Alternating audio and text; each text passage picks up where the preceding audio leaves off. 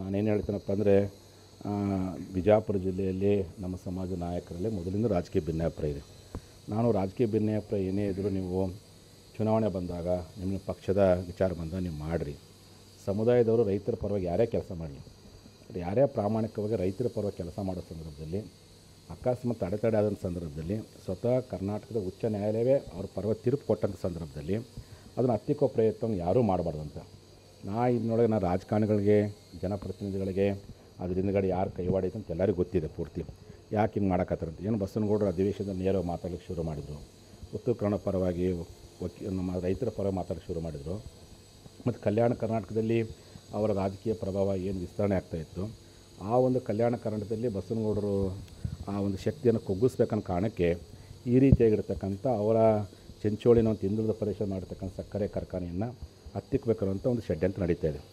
ಯಾಕೆ ಈ ಮಾತು ಹೇಳೋಕ್ಕೆ ನಾನು ರಾಜಕೀಯ ಭಿನ್ನಾಭಿಪ್ರಾಯದ ಬಗ್ಗೆ ಏನೂ ಮಾತಾಡ್ಕೋಲ್ಲ. ಅವರು ರಾಜಕೀಯ ಭಿನ್ನಾಭಿಪ್ರಾಯ ಅವ್ರ ವೇದಿಕೆ ಇವ್ರು ಬೈತಾರೆ, ಇವ್ರ ವೇದಿಕೆ ಅವ್ರು ಬೈತಾರೆ. ನೀವು ವೈಯಕ್ತಿಕ ಅದು ನಿಮ್ಮ ಪಕ್ಷ, ನಿಮ್ಮ ಸಿದ್ಧಾಂತ, ನಿಮ್ಮ ಟೀಕೆ ಟಿಪ್ಪಣಿಗಳು.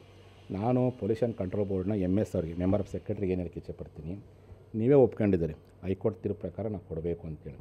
ಸರ್ಟಿಫಿಕೇಟ್ ಕಾಪಿ ಕೇಳಿರಿ, ಸರ್ಟಿಫಿಕೇಟ್ ಕೊಟ್ಟರು. ಮತ್ತು 3 ವಾರದ ಒಳಗಡೆ ಮಾಡಬೇಕು, ನೀವು ಆರ್ಡ್ರ್ ಕೊಡಬೇಕು, ಓಪನ್ ಮಾಡಬೇಕು ಅಂತೇಳಿ ಹೈಕೋರ್ಟ್ ಹೇಳಿದೆ. ಈ ಒಂದು ಹೈಕೋರ್ಟ್ನ ಆದೇಶವನ್ನು ಪಾಲಿಸೋ ಪ್ರಯತ್ನವನ್ನು member of secretary pollution control ಬೋರ್ಡ್ನವ್ರು ಮಾಡಲೇಬೇಕು ನೀವು ಅದು ಮಾಡಲಾರ್ದೇ ಯಾವುದೋ ರಾಜಕೀಯ ಒತ್ತಡ. ಅದು ಪೊಲ್ಯೂಷನ್ ಕಂಟ್ರೋಲ್ ಬೋರ್ಡು ಸ್ವಾಯತ್ತ ಸಂಸ್ಥೆ. ಆ ಸ್ವಾಯತ್ತ ಸಂಸ್ಥೆ ಹಿಡ್ಕೊಂಡು ರೈತರ ಪರವಾಗಿ ಕೆಲಸ ಮಾಡುವಂಥ ಯಾರೇ ವ್ಯಕ್ತಿ ಇಲ್ಲ, ಕೇವಲ ಬಸವನಗೌಡರು ಅಂತಲ್ಲ, ಯಾವುದೇ ಜನಾಂಗದ ಯಾವುದೇ ವ್ಯಕ್ತಿ ರೈತರ ಪರ ಒಳ್ಳೆಯ ಕೆಲಸ ಮಾಡ್ತಾಯಿದ್ರೆ ಅವರ ಹತ್ತಿಕ್ಕೋ ಕೆಲಸವನ್ನು ಯಾರೂ ಮಾಡಬಾರ್ದು. ಆ ನಿಟ್ಟಿನಲ್ಲಿ ಪೊಲ್ಯೂಷನ್ ಕಂಟ್ರೋಲ್ ಬೋರ್ಡ್ನವ್ರು ಕೂಡಲೇ ಅವ್ರು ಪರ್ಮಿಷನ್ ಕೊಡ್ರಿ. 3 ವಾರ ಅಂತೇಳಿ ಸಮಯವನ್ನು ಕಿಲ್ ಮಾಡೋಕ್ಕಿಂತ ಏನು ಆದೇಶ ಮಾಡಲಿಕ್ಕೆ ಈಗ ನಿನ್ನೆ ಬಂದು ಅವರೆಲ್ಲ ಎಂಕ್ವೈರಿ ಮಾಡಿ ಹೋಗಿದ್ದಾರೆ ನಿಮ್ಮ ಪೊಲ್ಯೂಷನ್ ಕಂಟ್ರೋಲ್ ಬೋರ್ಡ್ನವರು.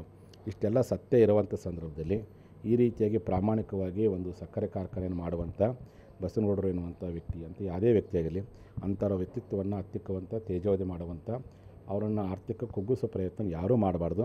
ಇದೇ ರೀತಿ ಮುಂದುವರಿಸೋ ಪ್ರಯತ್ನ ಮಾಡಿದರೆ ಅದು ಮುಂದೆ ಏನಾಕತಿ, ಸಮಾಜ ಜನರು ಅಸಮಾಧಾನಗೊಳ್ತಾರೆ, ರೈತರು ಅಸಮಾಧಾನಗೊಳ್ತಾರೆ.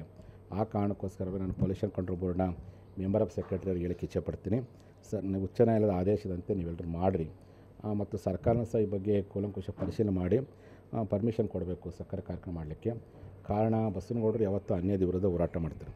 ಬಸವನಗೌಡರು ಒಬ್ಬರೇ ಅಲ್ಲ, ಈ ರಾಜ್ಯದಲ್ಲಿ ರೈತರ ಪರವಾಗಿ ರೈತರಿಗಾಗುವಂಥ ಅನ್ಯಾಯದ ವಿರುದ್ಧ ಯಾರೇ ಹೋರಾಟ ಮಾಡಲಿ ನಾನು ಯಾವತ್ತೂ ಅವ್ರ ಜೊತೆಗಿರ್ತೀನಿ. ಏನು ಎಚ್ಚರಿಕೆ ಕೊಡ್ತೀರಿ? ನಾನು ಈಗಾಗಲೇ ರೀತಿಯಲ್ಲಿ ಮಾಡ್ತಾರೆ, ಇನ್ನೂ 3 ದಿನ ಅವಕಾಶ ಇದೆಯಲ್ಲ, ಕೊಡ್ತೀವಲ್ಲ ಅಂತ ಅದೇ ಬಂದ ಕಚೇರಿವರೆಗೆ ಬಂದು ಕೂತು ಧರಣಿ ಮಾಡೋವರೆಗೂ ಅವ್ರನ್ನ ಕಾಡ್ತಾರೆ. ಈ ಪಂಚಮಶಾಲಿ ಹೋರಾಟದಿಂದ ಟಾರ್ಗೆಟ್ ಯತ್ನಾಳ ಆಗಿದ್ದಾರೆ. ಅಲ್ಲ ನೋಡ್ರಿ, ಯತ್ನಾಳ್ ಅವರು ಟಾರ್ಗೆಟ್ ಆಗ್ಯಾರ ಸತ್ಯ. ಯಾಕೆಂದರೆ ಈ ಜನಾಂಗದ ಪರವಾಗಿ ಅಧಿವೇಶನದ ಯಾರೂ ಮಾತಾಡಿದಿಲ್ಲ ಇಂದಿನ BJP ಸರ್ಕಾರದಲ್ಲಿ. ಯಾವಾಗ ಇವ್ರು ಮಾತಾಡೋಕ್ಕತ್ತರು, ಉಳಿದವ್ರಿಗೇನು ಒಟ್ಟಿಗೆ ಸ್ಟಾರ್ಟ್ ಆಯಿತು.